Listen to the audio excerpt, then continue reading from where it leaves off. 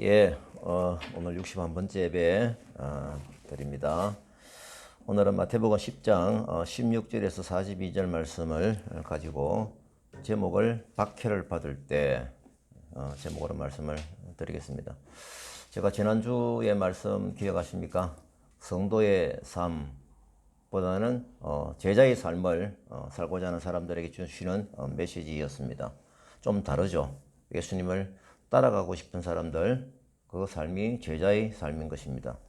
그래서 예수님께서는 자신을 따르는 사람들이 제자이기 때문에 12명의 제자를 따로 세우시고 제자로 사는 것이 무엇인지를 예수님이 자신의 살아오신 그 방법으로 행동 메시지로서 말씀을 주셨고 가르쳐 주셨습니다. 그래서 저는 지난주에 참 12명의 제자들에게 이렇게 권능을 주시고 또 동력을 하게 하는 어떤 그 과정을 보면서 감동이 와가지고 제가 원고에 없던 내용을 선포했습니다. 하나님 저에게도 12명의 동력자를 붙여주실 것을 믿습니다 라고 하고 제가 선포하는 말씀을 드렸는데 그 다음날, 그러니까 4월 19일이 되겠네요. 월요일날 부산에서 이전에 그 타카 전도에 왔던 한 여청년이 그 친구는 계속적으로 저하고 줌으로 교육을 좀 받고 있는 친구입니다. 지나가고 가지고 지난 한 9월경에 한번 왔던 젊은 부부가 토요 전도 한번 어떤 그걸 가지고 계속 기도를 해왔다고 합니다. 그 시간이 없어서 못 왔는데 이제 시간이 되노라 하면서 다카 전도의 부부가 젊은 부부 오겠다는 연락이 왔다고 기뻐하며 전화를 받았습니다. 그래서 제가 참 젊은 사람의 전도하기 때문에 저는 아버지 세대이거든요. 그래서 젊은 사람들이 참 오면은 정말 활발하게 잘 일어나겠다라고 생각을 했는데 이제 젊은 사람이 세 사람이 오게 됩니다.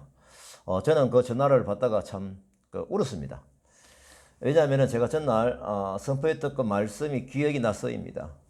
그래서 제가 즉시 그 자매에게 지난주일 설교 그 원본을 들으라고 그 젊은 부부와에게 들으라고 제가 보내주었습니다. 자, 이제 우리가 오늘 말씀을 봅니다. 지난주의 말씀은 성도의 생활로 만족하시는 분들에게 조금 부담스러운 말씀들이었죠. 왜냐하면 제자의 삶을 살아가는 메시지였기 때문에 그렇습니다. 그런데 오늘 본문은 좀 한 단계 더 들어갑니다.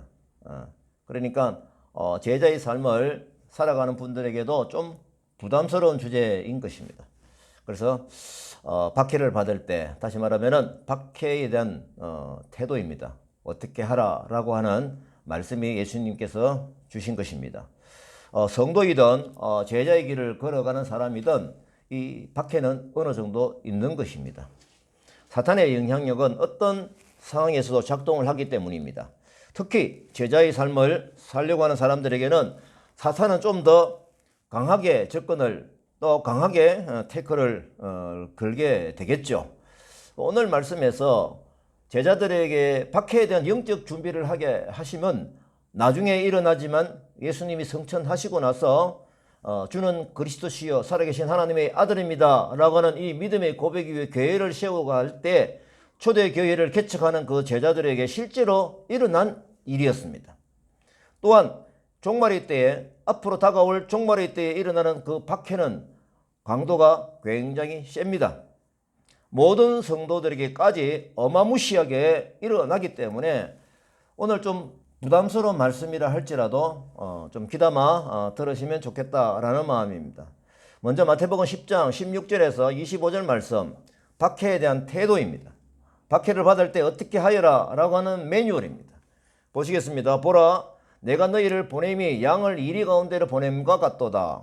첫째, 너희는 뱀같이 지혜롭고 비둘기같이 순결하라. 두 번째, 사람들을 상가라.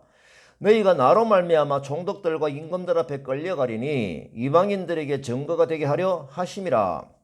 너희를 넘겨줄 때에 세 번째, 어떻게 또는 무엇을 말할까 염려하지 말라. 말하는 이는 너희가 아니라 너희 속에 말씀하시는 성령이시니라. 형제가 아버지가 자식들이 대적하여 죽게 하리라. 네 번째, 너희가 내 이름으로 말미암아 모든 사람에게 미움을 받을 것이나 끝까지 견디는 자는 구원을 얻으리라. 다섯 번째, 이 동네에서 너희를 박해하거든 저 동네로 피하라. 이스라엘의 모든 동네를 다 다니지 못하여서 인자가 오리라. 제자가 그 선생보다 종이 그 상전보다 높지 못하니 집주인을 바알세불이라 하였거든 하물며 그 집 사람들이랴. 이 말씀입니다. 오늘 본문 보시는 대로 박해에 대한 태도입니다. 제가 적당 한 5가지로 제가 메모를 좀 해놨습니다. 자, 이 말씀을 주실 때에 예수님은 어떤 전제를 깔고 주시느냐, 이걸 잘 알아야 됩니다. 너희를 파송하는 것은 뭡니까? 바로 나 자신이다. 예수 그리스도라고 전제를 하고 있는 겁니다.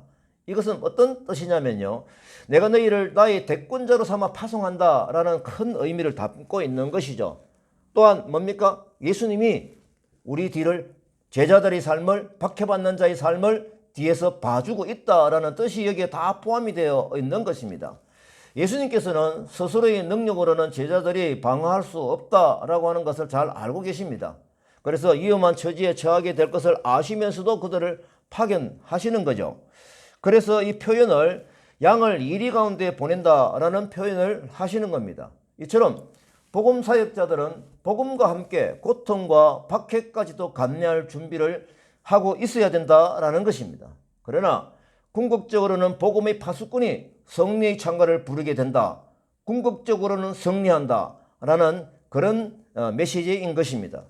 예수님은 험한 곳에서 제자들을 보내시면서 그들에게 이제 구체적으로 행동 지침을 주십니다. 살펴보겠습니다. 16절 하반절에 뭡니다. 첫째, 뭡니까? 너희는 뱀같이 지혜롭고 비둘기같이 순결하라 라고 말씀하십니다.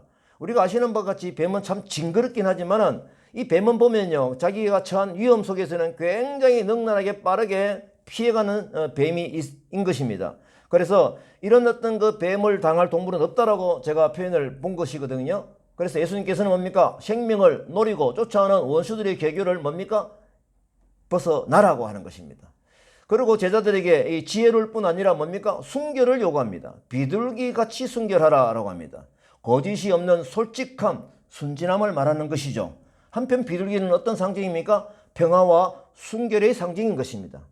그리고 두 번째 어떤 말씀을 하셨습니까? 사람들을 상가라 합니다. 17절 상반절에 있습니다.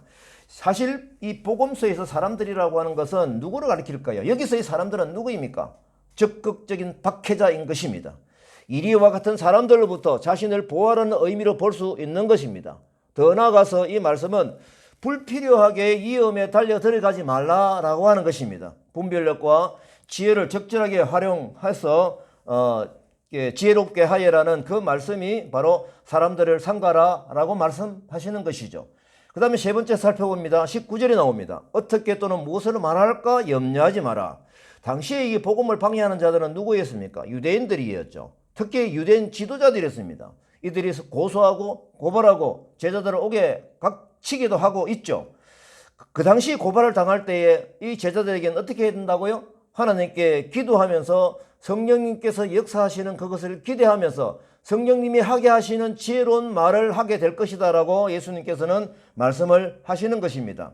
다시 말하면 답변할 것까지 예수님께서는 완벽하게 준비해 주신 것입니다. 사실 살펴보면은요, 제자들의 상태는 어떠합니까? 그들이 원래 가지고 있던 배경은 어떠합니까? 어부나 서민 출신들이 많잖아요. 가난하고 배우지 못하여서 그 이풍당당한 배운 지도자들, 유대인 지도자들에게 어떻게 맞대응을 할 수가 있다라는 것입니까? 그래서 이들 앞에 섰을 때 어떤 말을 해야 될지 당연히 겁이 나겠죠. 하지만 예수님께서는 겁내지 마라. 성령께서 하게 하시는 그 말을 너희들은 하게 하겠다라고 약속해 주시고 안내해 주시는 것입니다. 자, 네 번째는 어떤 것입니까? 22절에 나옵니다. 너희가 내 이름으로 말미암아 모든 사람에게 미움을 받을 것이나 끝까지 견디는 자는 구원을 얻으리라. 희망적인 메시지죠. 그래서 여기에 보게 되면, 그 앞절에 보게 되면 어떤 게 있습니까? 굉장히 험악한 말이 나와요. 형제가 형제를, 아버지가 자식을 죽이는 데 내준대요. 자식이 부모를 대적하는 상황까지 갈 수 있는 이 박해의 양상을 배경으로 가지고 이 말씀을 하시는 겁니다. 어떻게 보면은요, 인간으로 가장 뼈아픈 지경이죠. 혈연 관계조차도 일어날 수 있는 이 박해 과정을 예수님께서는 미리 말씀을 하시는 겁니다. 이 말씀은 굉장히 이해하기가 좀 어렵습니다. 자, 그러면 그때 당시의 상황으로 한번 돌아가 보십시다. 이 로마에 내려갔던 그 로마의 폭군하에서는 복음을 믿는 신자들에게 다양하게 일어났던 이 박해이거든요. 이렇게 해서 제자들과 신자들은 화형을 당하는가며 또한 십자가에 못 박히기까지 하고 사자의 밥이 되기도 하는 그런 현실적인 일들이 일어난 것입니다. 이런 상황에서 볼 때에 우리가 인륜적인 어떤 그 관계를 무시하고자 하는 것이 아니라 하나님께서 그만큼 이런 어려운 분들이 악한 세력들은 다시 말하면은 예수님을 믿는 자, 하나님을 믿는 하나님의 백성과 믿지 않는 그 부분은 뚜렷하게 영적으로 갈려진다라는 의미가 여기에 들어있는 것입니다. 다섯 번째 봅니다. 이 동네에서 너희를 박해하거든 저 동네로 피하라고 합니다. 23절 상반절에 있죠. 이 말씀을 볼 때 예수님께서는 제자들에게 순교를 강요한 것은 아닌 것 같습니다. 어떻게든 피하라고 얘기를 하세요. 그래서 주를 하지 않는 한 최선을 다해 모든 수단을 다해 목숨을 보존할 수 있는 것으로 피하라고 예수님께서 말씀을 하신 것입니다. 이와 더불어 우리가 주목해야 될 부분은 구세주를 부인하는 것보다 목숨을 잃는 것이 오히려 더 낫다라는 메시지가 여기에 들어있는 것입니다. 이것이 바로 주님을 소유한 자의 바로 올바른 생사관이 되는 것입니다. 또 읽겠습니다. 로마서 14장 7절을 봅니다. 우리 중에 누구든지 자기를 위하여 사는 자가 없고 자기를 위하여 죽는 자가 없도다. 우리가 살아도 주를 위하여 살고 죽어도 주를 위하여 죽나니 그러므로 사나 죽으나 우리가 주의 것이로다. 오늘 굉장히 무거운 주제가 진행이 되고 있죠. 결국 인자가 오리라고 하는 그 말씀을 주신 것은 뭡니까? 예수님께서 재림의 약속이 이루어지는 것을 말씀하시는 것이죠. 그래서 믿음으로 견디고 이기는 자는 최종적인 새하늘과 새 땅을 갈 수 있는 그런 어떤 비전적인 미래를 우리에게 그려주시는 것입니다. 자, 그 다음에 박해에 대한 태도에서 마지막 주시는 말씀이 뭡니까? 25절에 나옵니다. 집주인을 바알세불이라 하였거늘 하물며 그 십 사람들이라. 이 뜻은 무엇입니까? 유대인들은 예수님께서 귀신을 쫓아내는 것을 보고 어떻게 했습니까? 귀신의 왕 바알세불의 힘을 입어서 쫓아낸다 라고 악의 참 비난을 퍼부은 적이 있죠. 집주인은 뭡니까? 집주인을 바알세불이라고 비난한 그들이 복음을 전한 제자들에게 더욱 더럽고 악한 이름을 부르지 않겠느냐라는 바로 그런 뜻이죠. 뜻다시 말해서 고난은 있게 된다라는 겁니다. 그래서 준비하라고 말씀을 하시는 것이죠. 복음을 전하러 갈 때 가져야 되는 담대함을 말씀을 하시는 것입니다. 자, 그 다음 말씀해 봅니다. 마태복음 10장 26절에서 33절입니다. 복음을 전파할 때의 담대성입니다. 그런즉 그들을 두려워하지 말라. 감추인 것이 숨은 것이 알려지지 않을 것이 없느니라. 몸은 죽여도 영혼은 능히 죽이지 못하는 자들을 두려워하지 말고 오직 몸과 영혼을 능히 지옥에 멸하실 수 있는 이를 두려워하라. 참새 두 마리가 한 아사르니에 팔리지 않느냐? 그러나 너희 아버지께서 허락하지 아니하시면 그 하나도 땅에 떨어지지 아니하리라. 너희에게는 머리털까지 샤 세신 바 되었나니 두려워하지 말라. 누구든지 사람 앞에서 나를 시인하면 나도 하늘에 계신 내 아버지 앞에서 그를 시인할 것이요 부인하면 나도 그를 부인하리라. 이 말씀을 볼 때 복음을 전할 때 핍박은 당연히 받는 것입니다. 우리가 메시지를 때 복음을 전할 때 복을 받는다라는 메시지를 주면서 그들에게는 이 말씀을 초기에는 말씀하시지 않죠. 하지만 말씀을 전하는 자는 우리 제자의 삶을 살아가는 사람은 이런 부분들을 늘 염두에 두고 살아가야 된다라는 겁니다. 하지만 두려워하지 말라라는 것이 예수님의 격려의 말씀인 것입니다. 자, 그러면 우리가 살펴보십시다. 세상 사람들은 왜 사랑의 복음을 전하는데 왜 핍박을 할까요? 이것이 왜 그런가요? 상식적으로는 사실 이해가 되지 않습니다. 근데 영적으로 보면 그 이유가 뚜렷하게 있습니다. 왜 그런가 하십니까? 이 세상은 딱 두 나라이거든요. 하나님 나라와 사탄의 나라로 두 나라인 것입니다. 창세기 3장 15절 말씀을 봅니다. 내가 너로 여자와 원수가 되게 하고 내 후손도 여자의 후손과 원수가 되게 하리니 여자의 후손은 내 머리를 상하게 할 것이요 너는 그의 발꿈치를 상하게 할 것이니라 하시고, 여기서 여자의 후손은 누구십니까? 예수 그리스도인 것입니다. 다시 말하면은 예수 그리스도가 뱀의 머리, 다시 말하면은 사탄의 머리를 상하게 할 것이라는 겁니다. 이 예언 때문에 뱀은 어떻습니까? 사탄이기 때문에 이 상황을 잘 알고 있죠. 그래서 예수 믿는 자들이 많아지는 것은 뱀은 자기가 죽는 것이기 때문에 절대적으로 맡게 되는 것이 사탄의 영향력이라고 하는 것입니다. 그래서 복음을 전하는 사람들을 그냥 둘 수가 없죠. 사탄은 본능적으로 그것을 파괴하며 쳐들어온다라고 하는 것입니다. 그리고 뱀은 어떻게 죽입니까? 보니까 꼬리를 자르면 안 된대요. 어떻게 죽여야 돼요? 뱀은 머리를 밟아야 죽는다라는 것입니다. 그래서 사탄은 이 상황을 분명히 알고 있죠. 자, 우리가 이 말씀에서 보게 되면은 두려워하지 말라라고 하는 것을 3번 말씀을 하셨습니다. 얼마나 두려운 상황이 객관적으로 있길래 이 말씀을 하실까요? 다시 말하면 예수님은 사탄의 공격이 악하고 그 다음에 험악한 것을 아시기 때문입니다. 자, 이 두려움이라고 하는 것은 사탄이 성도들을 어떻게 한다요? 넘어뜨리려고 하는 가장 강력한 무기입니다. 두려움을 막 줘요. 사탄은 언제나 신자들을 두려움에 떨게 해가지고 자신의 목적을 달성시키는 거죠. 다시 말하면 복음의 길로, 성도의 길로, 제자의 길로 가는 걸음을 다시 돌이켜서 자기 수하에 오게 하는 방법이 바로 이 방법들인 것이죠. 26절을 봅니다. 어떻습니까? 사탄은 자신의 정체를 숨기며 악하고 수치스러운 죄를 쌓도록 하고 있습니다. 하나님께서 그 죄악을 낱낱이 파헤치신 것을 암시하고 있습니다. 다시 말하면 사탄의 세력은 반드시 멸망을 하기 때문에 성도들을 사탄을 두려워하지 말고 담대하게 영광스러운 하나님의 진리를 가지고 그들을 정복해야 하는 것입니다. 28절을 봅니다. 인간을 구성하는 두 요소가 있습니다. 육과 영혼을 제시하고 있습니다. 아까 말씀드렸죠? 육은 사탄의 세계의 영향력이고 영혼은 하나님 나라 백성의 영향력인 것입니다. 그 중에 영혼은 불멸의 것이기 때문에 영생의 길 아니면 영벌의 길로 들어가게 되는 것입니다. 다시 말하면 지옥에서도 고통스러워 스스로 죽을 수가 없는 그런 벌을 고통 속에서 당하고 있는 영벌의 길이 예언되어져 있고 하나님 백성들은 영생의 길이 열려져 있는 것입니다. 그래서 사탄은 육체의 죽음으로 두려움을 줄 때에 영적으로 살아있는 앞으로 우리가 영적인 영생의 길을 걸어가야 될 하나님의 백성들은 어떻게 해야 되는가라는 것입니다. 사실 따져고 보면은 육체와 영혼 이 삶을 비교해 보면은 너무나도 보잘것없는 삶이 육체적인 삶인 것입니다. 실제로 육체적인 삶이 보잘것없는 게 아니죠. 비교해서 영적인 영생의 삶을 생각해 보면은 비교해 보면 그렇다라는 것입니다. 육체의 삶은 일시적인 것에 지나지 않습니다. 영혼을 해할 권세를 가진 자는 하나님 외에는 이 세상에 아무도 없습니다. 그래서 오히려 지옥으로 멸하실 수 있는 하나님을 두려워해야 하는 것이죠. 이런 이유에서 예수님께서는 몸은 죽여도 영혼을 죽이지 못하는 자들을 두려워하라. 두려워하지 말라. 제가 이렇게 하죠. 몸은 죽여도 영혼은 죽이지 못하는 자들을 두려워하지 말라라고 당부를 하신 것입니다. 29절에 31절을 봅니다. 푼돈 2개의 생명이 팔릴 만큼 가치 없는 생명이라 하더라도 하나님의 섭리하에 있다는 것을 나타내는 표현입니다. 즉 예수님은 우주 만물을 세심하게 다스리는 하나님이신데 이 하나님이 바로 너희들이 아버지다라는 사실을 제자들에게 깨닫게 해 주시는 것이죠. 그래서 모든 문제는 하나님의 뜻과 계획에 따라 이루어질 것이다. 그래서 제자들에게 두려워하지 말라고 격려를 하는 것이죠. 32절 33절을 봅니다. 제자로서의 올바른 자세의 말씀이죠. 제자라면은 또 성도로서 예수님을 메시아로 고백하는 자라고 하면은 이미 그리스도의 영을 받고 사는 사람들입니다. 그래서 그의 교훈을 마음속에 간직하며 생활로 표현하는 자인 것입니다. 그래서 제자라면 사람들 앞에서 공개적으로 시인하지 않으면 예수의 제자라고 볼 수가 없는 것이죠.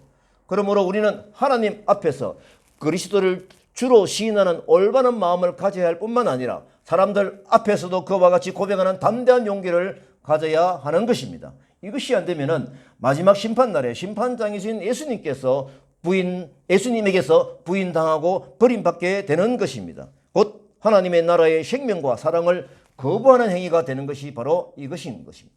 자, 이제 마태복음 10장 34절에서 42절 말씀을 봅니다. 복음으로 인한 분쟁 해결 방법입니다. 내가 세상에 화평을 주러 온 줄 생각하지 말라. 금을 주러 왔다. 내가 온 것은 사람이 그 아버지와 딸이 어머니와 며느리가 시어머니와 불화하게 하려 함이니 사람의 원수가 자기 집안 식구리라. 아버지나 어머니를 아들이나 딸을 나보다 더 사랑하는 자도 또 자기 십자가를 지고 나를 따르지 않는 자도 내게 합당하지 아니하리라. 자기의 목숨을 얻는 자는 잃을 것이요 나를 위하여 자기의 목숨을 잃는 자는 얻으리라. 너희를 영접하는 자는 나를 영접하는 것이요 나를 영접하는 자는 나를 보내신 이를 영접하는 것이니라. 선지자의 이름으로 영접하는 자는 선지자의 상을 받을 것이요 의인을 영접하는 자는 의인의 상을 받을 것이요 제자의 이름으로 이 작은 자 중 하나에게 냉수 한 그릇이다 주는 자는 결단코 상을 잃지 아니하리라 하시니라. 34절을 봅니다. 이게 내가 세상에 화평을 주러 온 줄 생각하지 말라. 이런 말씀을 금을 주러 왔다. 지금 오늘 사실 상식적으로 이제 이해 안 되는 말씀이 굉장히 많죠. 예, 이게 중요한 말씀입니다. 잘 보십시다. 자, 예수님이 계실 때에 당시에 많은 사람들은 어땠습니까? 메시아가 와서 정치적인 해방과 물질적인 번영을 가져줄 것이라고 기대하고 있었죠. 예수님은 바로 이 같은 그릇된 기대를 뭡니까? 단호히 거부하셨습니다. 이 땅에 오신 참된 목적을 늘 말씀을 하셨죠. 그래서 화평이 아니요 금을 주러 왔다라고 이 말씀은 만약 예수님께서 이 땅에 오신 목적이 그들이 원하는 대로 그 부분이 아니고 다시 말하면 불화와 반목을 일으키기 위함인 것처럼 보인다는 점에서 이해하기가 참 쉽지 않은데 메시아가 오시면 이 땅에서 모든 번영이 유대 땅 중심으로 꼽힐 것을 믿고 있었던 그들에게 예수님은 그들이 고대하던 정치, 경제 등에서의 외적인 평화가 아니다는 것입니다. 본질적인 하나님의 인간의 화목, 즉 다시 말해서 내적인 평화를 선언하기 위해서 이 땅에 오신 것인데요. 그러려면 뭡니까? 이 세상의 나쁜 것을 잘라내는 뭐가 필요해요? 금이 필요한 것이죠. 그래서 금을 주러 왔다라고 하는 것입니다. 이 금을 주러 왔다고 하는 것은 불의를 정복하고 악을 제거하는 투쟁임을 밝힌 것을 우리는 잘 알아야 되는 것입니다. 이제 또 봅니다. 아까 전에 계속적으로 제가 어려운 말씀들이 있었는데 이 말씀을 가지고 제가 말씀을 드립니다. 35절 36절입니다. 내가 온 것은 그 아비와 딸이 어미와 며느리가 시어머니와 불화하게 하려 함이니 사람의 원수가 자기 집안 식구니라. 이 구절 정말 잘못 이해하면요. 기독교는 인륜과 도덕을 무시하는 아주 사악하고 이기적인 종교라고 생각할 수가 있죠. 이거 보면은 누구나 다 그렇게 생각할 수가 있습니다. 그러면은 이렇게 뜻이 굉장히 강한 뜻이 우리에게 메시지를 줬을 때는 우리가 깊이 생각을 해야 된다라는 것입니다. 이 문맥을 살펴보면은 예수님께서는 지금 계속해서 뭡니까? 제자들에게 당하게 될 박해에 대해서 주의를 환기시키고 핍박을 두려워하지 말라라고 격려해 오셨다는 점을 상기해야 되는 것이죠. 그러면 이 제자들이 예수님의 복음을 전파하게 될 때에 수많은 박해가 예상되지만 가장 많이 핍박하는 자는 과연 누구인가라는 겁니다. 이방인이 아닌 바로 자기 민족이었죠. 사실 따지고 보면 유대 민족들이 가장 크게 비판을 했잖아요. 또 있습니다. 예수님의 가족인 동생들도 사실은 예수님이 사역하는 걸 싫어했습니다. 적대시했습니다. 그리고 바울이 복음을 전파할 때 가장 핍박한 사람은 누구입니까? 로마인이나 이방인이 아니라 같은 동족인 유대인이었다라고 하는 것입니다. 그래서 36절에 뭡니까? 사람의 원수가 자기 집안 식구라고 말씀하신 것입니다. 그때 상황을 알아야 이 부분이 말씀이 그렇구나 라고 충분히 깨달아지는 것이죠. 굉장히 강한 말씀인데 그때 상황은 굉장히 험악하고 강했다라는 것입니다. 그래서 우리 성도들은 뭡니까? 믿지 않는 가족을 원수처럼 취급해라. 이건 아닙니다. 이것을 기억해야 됩니다. 적대감을 갖는 쪽이 누구이다가요? 바로 상대인 것이죠. 왜냐하면 사탄의 세력에 휘둘리게 되면 그 휘둘린 세력이 가족이라 할지라도 공격을 하게 된다는 것입니다. 35절 말씀입니다. 불화하게 하려 한다라고 하는 것은 둘로 나눈다는 뜻입니다. 다시 말하면 나누어지니까 공격하는 쪽에서 사탄의 세력에서 계속적으로 공격을 하니까 불화하게 되어지는 결과가 되어져 버린 것이죠. 신앙 문제에 관한 신자와 불신자의 관계가 마치 뭐와 같다? 기름과 물처럼 결코 연합될 수 없는 상황인 것입니다. 예수님께서 이 본문을 통해서 말씀하시고자 하는 그 진의가 무엇입니까? 성도로서 또 제자로서 헌신하는 삶은 필연적으로 죄 많은 사람들과의 심각한 갈등과 분열을 초래하는 일이 있다라는 것을 분명히 말씀을 드립니다. 말씀을 하시는 것입니다. 이 분열케 하는 그 부분은 심지어 가족이라 할지라도 아버지라 할지라도 자녀라 할지라도 이 부분은 있게 된다라고 하는 것은 영적인 상황인 것입니다. 그래서 37절 말씀입니다. 아버지나 어머니를 또 아들이나 딸을 나보다 더 사랑하는 자도 내게 합당하지 아니하다. 이 구절은 예수님께서 제자들에게 자연적인 성품에서 오는 게 뭡니까? 혈연적인 인본적인 사랑이잖아요. 하지만은 예수님께서는 이보다 더 큰 사랑을 말씀하시는 것입니다. 여기서 우리가 비교해야 됩니다. 우리가 이미 알고 있는 가족 간의 사랑은 다 알고 있습니다. 그것을 지금 낙제 점수로 주는 것이 아니에요. 그것은 충분한 위치에 있는 우리들의 인식에서 예수님의 사랑은 뭡니까? 이보다 훨씬 더 크다는 것을 말씀을 하는 겁니다. 비교적인 것이죠. 그래서 우리가 어떤 것보다도 예수님을 더 우선적으로 사랑하고 하나님을 경배하고 그 백성임을 강조해야 한다라는 것을 말씀을 하고 있는 것입니다. 가족 사랑을 부정하는 것이 아니라 있는 것을 충분히 아시죠. 왜냐하면 하나님께서는 이 세상을 창조하실 때에 가족의 연합을, 가족을 만들으시고 너는 나다라는 가족을 만들어 주셨기 때문에 하나님의 방법은 가정의 평화인 것이 분명한 것입니다. 그래서 이 메시지를 볼 때 더욱더 우리가 깨달아야 될 것은 우리 성도들은 또 예수님의 제자된 사람들이라고 하면은 가장 중요한 사랑은 제1의 사랑은 예수 사랑이라는 것을 우리는 반듯하게 가져야 한다라고 했습니다. 그래서 이 사랑으로 인해 가지고 가족이 평화를 누리게 되는 것이죠. 하나님의 평화를 누리게 되는 것이 하나님의 방법의 사랑, 가정 사랑인 것입니다.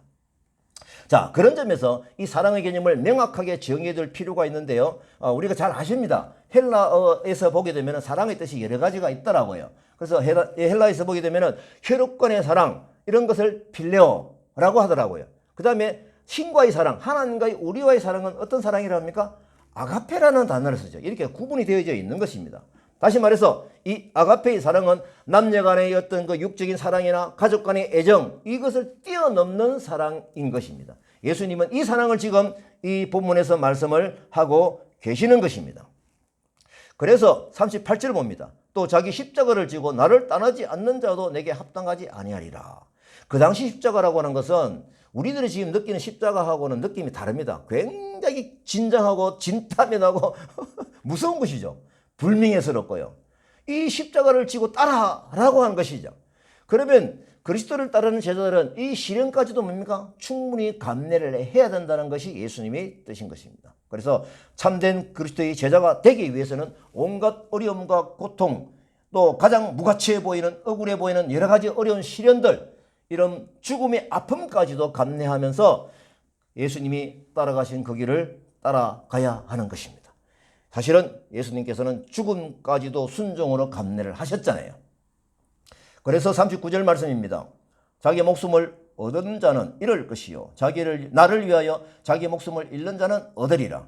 여기서요, 우리가 이해를 잘해야 되는, 자기 목숨을 얻는다라고 하는 것, 이 목숨은 이 세상에서의 시한부적인 생명에 대한 것입니다. 그리고 잃는다라고 하는 것은 뭘 잃는 건가요? 영원한 참 생명을 잃는다는 것입니다. 이것을 잘 아셔야 돼요. 그래서 이 세상의 일시적인 가치를 위해서, 영적이고 영원한 가치를 위해서 순교하는 것까지도 각오하라는 예수님의 반듯한 요구가 이 말씀에 있는 것입니다.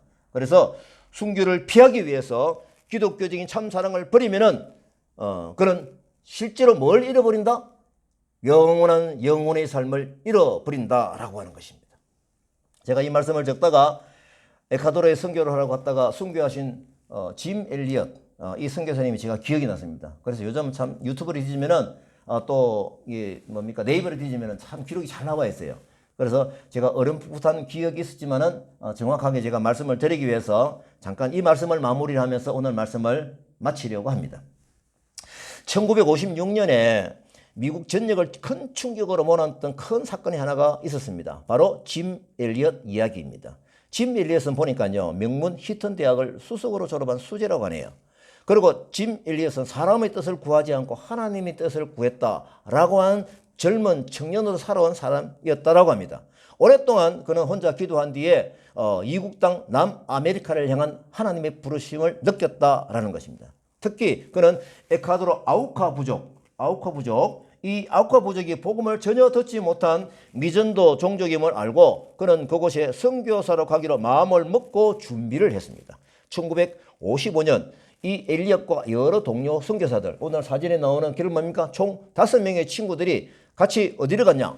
그 호전적인 부족민인 그 아우카 족속들에게 친분을 좀 쌓기 위해서 비행기를 타고 가서 그 위에서 섬에는 선물을 떨어뜨립니다. 좋은 느낌을 주기 위해서죠. 친구라는 느낌을 주기 위해서 선물을 떨어뜨리고 마침내 이 5명의 젊은이들이 간단한 질문을 챙긴 채 잔인하고 독하기로 일어난 아우카 족속을 향해 비행기를 타고 나아갔다고 합니다. 그들은 소비행기를 타고 해변에 내리고 해변에서 텐트를 치고 아우카족의 복음을 전하게 준비를 시작한 지 5일이 지난 즈음에 선교 본부에서는 이들에게 소식이 없는 거예요. 혹시 하는 생각에 그들이 비행기를 보내가지고 확인한 바로는 그들이 해변에서 5명의 청년들이 무참하게 살해된 것을 발견을 했습니다. 그래서 1956년 1월 8일 이 5명 모두 아우카족 전사들에게 창과 도끼로 죽임을 당한 것이었습니다. 그런데 한 가지 이상한 점이 있었습니다. 그들의 주머니 속에 권총이 있었는데 그들이 신분 보호를 위해서 총을 쏠 수가 있음에도 불구하고 그들은 총을 뽑지 않았다. 그 상태에서 죽었다라는 것입니다. 그래서 이거는 라이프지와 타임지 이 사실을 보도하면서 얼마나 분노했는지 모릅니다. 당시 라이프지에서는 이 사건을 10페이지에 달하는 기사를 다루면서 아우카족은 수백 년 동안 외부인들은 모두 다 죽여왔다. 다른 인디언들은 그들을 두려워하였으나 선교사들은 아우카족에게 가기로 결심했다. 이 얼마나 불필요한 낭비인가 라고 의문을 제기했다라고 합니다.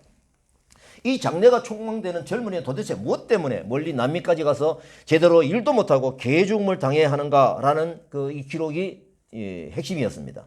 한 기자는 이제 짐 엘리엇 아내인 엘리자베스 여인에게 인터뷰를 했습니다. 그리고 다시 이런 말을 했답니다. 영어로 그러니까 what waste. 다시 말하면은 낭비라고 하는 거죠. 이런 낭비가 있을 수가 있느냐라는 그런 안타까운 마음으로 아내에게 얘기를 했는데 20대 초반인 그 아내가 그 기자를 똑바로 쳐다보면서 이렇게 얘기를 했답니다. 항의를 하듯이 말했답니다. 낭비라뇨? 왜 그런 말씀을 하십니까? 나의 남편은 어렸을 때부터 이 순간을 위해 준비했던 사람입니다. 내 남편은 이제야 그 꿈을 이룬 것뿐입니다. 이 이후로는 다시는 내 남편의 죽음을 낭비라고 하지 마십시오. 나중에 엘리엇이 시카고에 있는 히튼 대학교 기숙사에 있을 시절부터 적었던 글과 일기들이 공개가 됐는데 그의 아내가 그것을 모아다가 책으로 출간했다라고 합니다. 그 속에는 우리가 주목해야 될 두 가지 내용이 들어 있습니다. 오늘 말씀하고 연결되는 겁니다. 이 글은 보니까 짐 엘리엇이 겨우 19살 때 적은 거라고 해요. 그러니까 29살 때 순교를 했으니까 10년 전에 이 글을 썼다라고 하는 것이죠. 보니까 대학교 2학년 때 쓴 글이라고 합니다. 뭐라고 써있냐면 주님 이건 아닙니다. 성공하게 하소서. 높은 자리에 오르는 것이 아니라 제 삶이 하나님을 아는 가치를 드러내는 전수품이 되게 하소서. 이 일기에 이렇게 적혀 있다고 합니다. 또 적혀 있습니다. 하나님 제가 감히 하나님께 기도합니다. 이 부족한 나의 나무토막 같은 인생에 주여 불을 붙여주소서. 제가 주를 위해 탈 수 있도록 나의 삶을 주께서 소멸시키십시오. 이 몸은 주의 것입니다. 나는 오래 사는 것을 원치 않습니다. 완전하고 풍성한 삶을 원합니다. 바로 주님과 같이. 이 일기를 발견한 아내가 그 기자들에게 낭비라뇨 앞으로 이런 말 하지 마십시오라고 하게 된 바로 이 글의 배경이 있던 것입니다. 사실 짐 엘리엇은 이 땅에서 오래 살기를 구하지 않았습니다. 전능자의 그늘 아래서 그분과 함께 풍성한 삶을 살기를 구하였던 것입니다. 그의 일기장 한쪽 구석에 이런 글도 적혀 있습니다. 이 글입니다. 뭡니까? 결코 놓치지 말아야 하는 것을 얻기 위해 언젠가는 놓아야 할 것을 포기하는 사람은 현명한 사람이다. 제가 영어를 잘하면 영어를 읽을 텐데 원문은 영어로 적혀 있겠죠. 사람들은 이 짐 엘리엇 사람들이 미쳤다고 어리석었다고 말을 합니다. 광신자라고 말을 합니다. 적당히 믿어야지라고 막 지적을 합니다. 그러나 짐 엘리엇은 이미 19살 때부터 영원한 삶을 향한 결망이 결코 어리석은 것이 아니라는 것을 메모를 하면서 준비해 왔던 것입니다. 이 이야기는 여기서 끝나지 않아요. 이 젊은이 아내 5명, 아내들 5명이 한두 살밖에 안 되는 어린 아이들을 부둥켜 안고 남편이 순교한 바로 그 나라를 찾아갔다고 합니다. 우리 남편들이 못한 일들을 우리가 마저 해야 한다. 그래서 그들은 복음을 듣고 이 자네의 짝이 없는 아우카족을 다시 찾아 나선 것입니다. 짐 엘리엇의 아내 엘리자베스 엘리엇은 1년간 간호사 훈련을 받고 아우카족에게로 갔다고 합니다. 자, 아우카족은 보니까 여자는 해치는 것은 비급한 짓이라고 생각해가지고 여자들은 해치지 않았다고 합니다. 부인들은 그 사실도 모르고 목숨을 걸고 그곳에 간 것이죠. 그녀는 그곳에 아우카족을 위해서 여러 해 헌신을 하였다고 합니다. 나중에 아우카 추장이 어느 날 부인에게 물었습니다. 당신은 누구입니까? 우리를 위해 왜 이렇게 애쓰고 수고하는 것입니까? 그 이유가 무엇입니까? 라고 질문을 했다고 합니다. 그때 이 부인은 비로소 대답을 했습니다. 나는 5년 전에 당신들이 죽인 그 남자의 아내입니다. 그러나 하나님의 사랑 때문에 여기에 오게 되었습니다.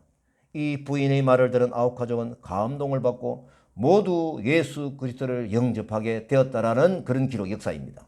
그 당시 아우카족의 추장이었던 한 사람은 나중에 보니까 빌리그램 그 전도 집회에서 간증을 했다라고 하는 기록도 있는 걸 봤습니다. 짐 엘리엇은 항상 하나님의 뜻을 구하였습니다. 그의 선교사역은 결국 죽음으로 금방 끝났지만 복음을 위해서 열매를 맺는 씨앗이 되는 죽음이었습니다. 하나님의 일이 땅에 떨어져 죽으면 많은 열매를 맺는다는 바로 그 죽음을 한 것이죠. 또한 5사람 선교사가 피살한 지 36년이 지난 1992년 6월 11일 와우나니 우림 지역 외딴 마을 티네노에서는 감격적인 신약 성경 봉헌 예배가 엄숙하게 드려졌다고 합니다. 그 예배에서 와우나니어로 번역된 신약 성경을 와이로니 기독교 지도자가 잔잔히 읽어 내려갔다고 합니다. 예배에 참석한 와이로니 인디안 기독교인들 가운데 33명은 5명의 선교사가 살해한 가담한 사람들이랍니다. 이들은 현재 와우라니 교회의 담임 목자와 지도자로 활동하고 있다고 합니다. 짐 물리학과 그 동료들이 살해당한 지 수십 년이 지난 후 그들이 죽은 후에 수백 개의 교회가 생겨났고 엘리엇이 죽고 나서 태어난 아들이 그 교회 중 한 마을 교회의 목사가 되었다고 합니다. 39절 말씀 다시 봅니다. 자기 목숨을 얻는 자는 잃을 것이요 자기 목숨을 얻고자 하는 자는 바로 뭡니까? 육신의 목숨을 말씀하시는 거고 잃을 것은 영적인 삶을 얘기하는 겁니다.